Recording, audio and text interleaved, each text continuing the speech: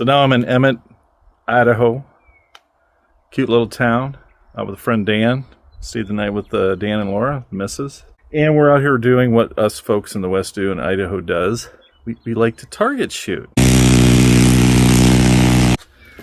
it's been a while since I've had the honey badger out here. This gun is a phenomenal tool with a suppressor on it. You shoot 240 subsonic rounds. It's very quiet. You pretty much hear it chamber. I got my little concealed carry there, which is the 43 Glock, which takes about 500 rounds to even hit a target and get good with it. So what's up, Dan? What are we up to? What are we up to? Hey, we're living the Idaho life. You know, it's all about golf, guns, fishing, hanging out with friends, and just enjoying a beautiful place to live. Some ribs, some good food last night. We had some excellent food last night, and yeah, dialing his scope in. And oh, there it is right there. We're 100 yards? No? What are we? Yeah, we're at 50. 50, okay. I was way off. Yep, living the life. Heck Better yeah. than we deserve. Absolutely. Right. It's a really cool town. And when I say it's cool, It's that cool. Yeah. He doesn't live here. He's a few miles another direction, but same thing. And we got his 308 here. ER-15. He's out 100 yards right now with the 308. That's always fun distance. It's fun. It's a beautiful day. And we were looking at this hill here. I wouldn't take a 4x4 up that. It's way too steep. I mean, it's more like, I don't know how to show it on camera, but it's super steep. That's pretty much it. Footage with Dan and Laura. You know, call me strange, but when I'm with friends, I just want to like hang out with them and not film them. You know, I might circle back. I'll circle back with you if there's more to convey. I'll have to just circle back with you. We can circle back with. I'm happy to circle. Though, and capture a little bit more of their lifestyle. It's pretty cool. They live a pretty awesome life. All right, good night. Yeah, we're at another. Oh, hang on. Need to get something to drink. Water. Another motel. Another Airbnb. Another cabin. I'm in Hood River, Oregon, staying at the Best Western on the water. Oh, did I pass my room? It's actually pretty nice. It's old, but it's nice. And yeah, and tomorrow morning I'm gonna get up and go to White Salmon, which is across the river. And stop by Muscomoto, see if I can hook up with Peter Day, who's the CEO. I don't know if he's there or not. It doesn't matter. I want to look at panniers anyways. And yeah, see if I can say hi and introduce my invention. This is a bridge. I don't know which one it is. I'm not going to look it up. I'm not a National Geographic channel. I'm not Wikipedia. It's a bridge that goes from Oregon to Washington. It's something to do with Lewis and Clark, right? I don't know. My memory is shot. My memory banks are loaded. Yeah, this is awesome. I recommend this place. Okay, I'm gonna hit the sack. I'm exhausted. I forgot how exhausting traveling can be. It really is. So, bed is, so far every bed I've slept in, it's been really, really comfortable. So I'm going to bed and we'll see you in the morning. Good morning. It is 7 o'clock in the morning. I slept in. That's sleeping in for me. Do I really need to film this shot of me in bed? So I really can't talk about the new pannier idea creation because I'm in a partnership with a company that's actually, they're responsible for the marketing end of it now. The marketing end of it is not out to the public, it's for a manufacturer. So whoever decides to purchase the idea or share royalties with it, they're the ones that need to have the surprise factor in it, but it's made out of different materials that and the battle between hard case panniers and soft panniers and durability. And I could see these as a lifetime warranty type of setup. I probably shouldn't say any more. That's probably enough right there. White Salmon, Washington right now over the bridge. It's just right there, 7 minutes away. I'll pop in there. I'll try to film it. I know the CEO's into it. Pete Day is into making videos. He's a content creator. I have to go to his channel, Muscomoto. who knows? Maybe I'll catch him and we'll do a little filming, talk about venture motorcycling, talk about gear, and see if they have a setup for me for now for my CF Moto Ibex 450. You know, this is corporate office, so I don't even know if they carry inventory in there. I don't know if it's just an office or whatever, but I'm going to show up there 10:30 when they open and walk in there. We'll see what happens. That'll be the next reel, or the next bit here, next video, the next section of this video.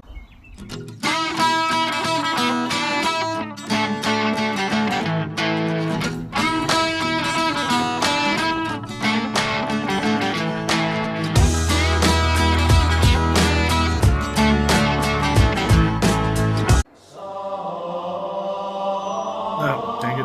Put that in the wrong section. That comes later on in the video. Hey everyone, I'm here at Moscow Moto in White Salmon, Washington. I'm actually with one of the founders of the company, and I'm Andrew. He's just going to tell us a little bit about the company and what's going on. So Andrew, if you can just tell us maybe a little history of the company and how did this all begin? Yeah, we started in 2013. My business partner and I, Pete, quit our jobs and started at my kitchen table thinking about better motorcycle luggage. And so we started with our backcountry pannier right over here. That was our first product ever.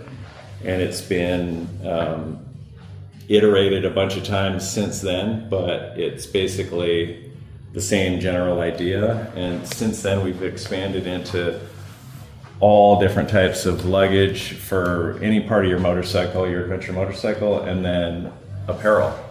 Nice. And we've been in the apparel game for a number of years now. You're international, aren't you? We ship internationally, yeah. Okay. We ship every single continent in the world except for Antarctica, as far as we know. Everything is based here in White Salmon, Washington, and we ship out of our warehouse in Portland, and we have another warehouse in Amsterdam for that side of the world. So tell me, Roka, I love hearing an entrepreneur's story, dude. You're, well, how old? In the kitchen? What made you decide to do this? I mean, were you venture motorcycling as a teenager? Or? Yeah, I've been riding since I was 17, so I'm 50 now. So I traded my first, I got my first dirt bike. It was like an enduro, street legal dirt bike. Traded it for a pair of skis when I was 17 and just never looked back. I just couldn't believe the freedom that it gave me and what I could do with it. And I was just riding in hiking boots and jeans and had no idea about anything about safety or anything like that. This was back in the days of paper maps. I would head out for hours and hours in the mountains outside of where I grew up, and just with paper map, and come back at the end of the day just covered in mud and wet, and just loved it.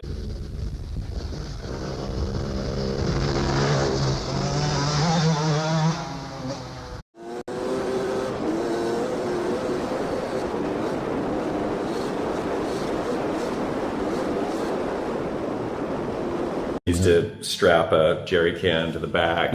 Right. That would have been, let's see, 93, 94, that kind of era. And panniers back then were just nylon, weren't they? I'm trying to remember because I did the same thing. Pretty basic, yeah. And I didn't have any, and my bike didn't have racks, so I wear a backpack or sort of strap things down, a little basic toolkit. Right.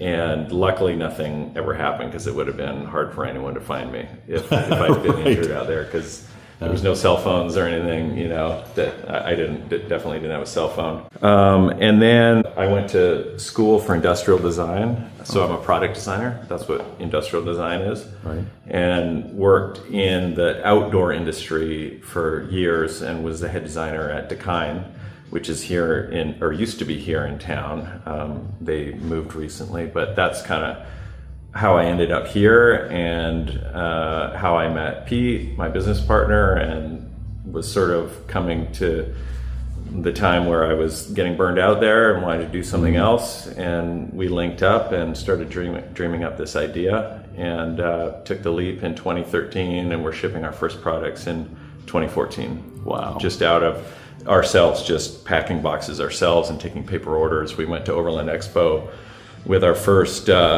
backcountry pannier and our duffel. That was all we had. So we borrowed a bunch of bikes from friends and kitted them out with prototypes, went down to Overland Expo and actually took orders. We weren't in production yet. So It was sort of like an early Kickstarter type thing. Yeah. So we took people's money and said, we promise you we'll send you this. And we kept having to send them emails saying, okay, it's a little late.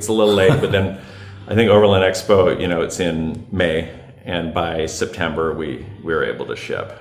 And those are always good problems. I've been a company for 27 years. Like, how exciting. It was very exciting. So we went about 2 years before we could pay ourselves any kind of measly salary at all. And after 2 years, we were able to give ourselves a pretty small paycheck each. Right. I went and bought a extension cord from the hardware store to celebrate. So it was pretty humble beginnings. We have this great headquarters in White Salmon, which people can visit, the showroom. We also have a campground that around the world travelers or any kind of motorcycle traveler can come and visit. They just have to email customer service and they'll give you the coordinates for it. It's not something we put out there publicly. It's just for motorcycle travelers. Right. I know why I like Masakamoto homing, and it's pretty obvious to me the quality of stuff and a lot of thought. What takes Masakamoto way ahead of everybody else? I think it's we're not in corporate offices. We're right here in the middle of all the riding, and we get out all the time. We dirt bike, we adventure ride, long trips, short trips, everything. Everybody we hire, we try to make sure they ride. It's really, it's not mandatory, but it's definitely. Well, maybe I want to go back to work. Yeah. And usually when people don't ride, as long as they're willing to learn, then that's great too. And so a lot of people have come here and learned to ride, and they're just totally hooked on the sport. Oh, yeah. So that's how we do it. We all know what we're doing in terms of the sport. And then also, I come from a background of adventure sport, product design, so I know how you have to build stuff and where you have to build it and the materials to use. So that was, early on, that was really important. Of course, it's important now, but I didn't have to learn. When we started this company, I didn't have to learn how to make a bag. I already knew how to make a bag because I've been working for a world-class brand already. Do you still offer the repairs?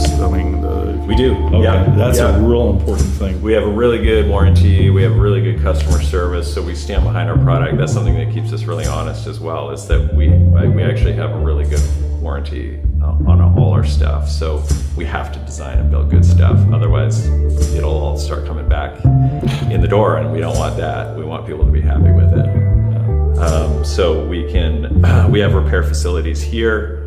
And if somebody's really far away, then we can work it out where they get it repaired locally and they can send us the bill. All right. I want to thank you. Thank him very much for letting me just pop by unannounced. Thank you. And give us an interview.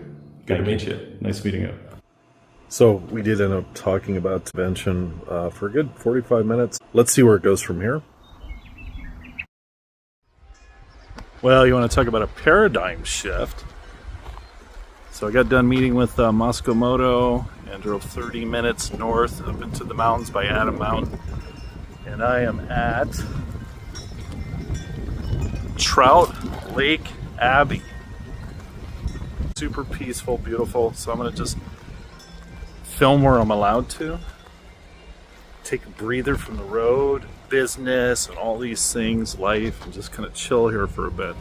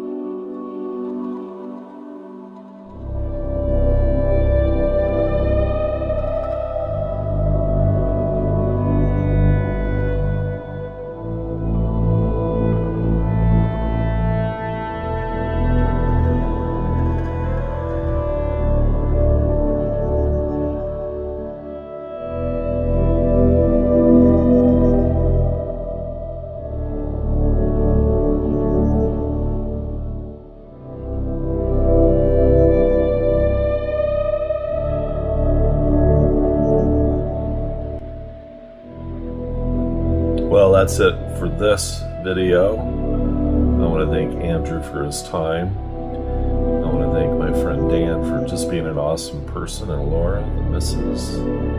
Really enjoyed my time there. I want to thank the Abbey for letting me pop by and catch some beautiful scenery and wonderful energy. And we're off to the next adventure.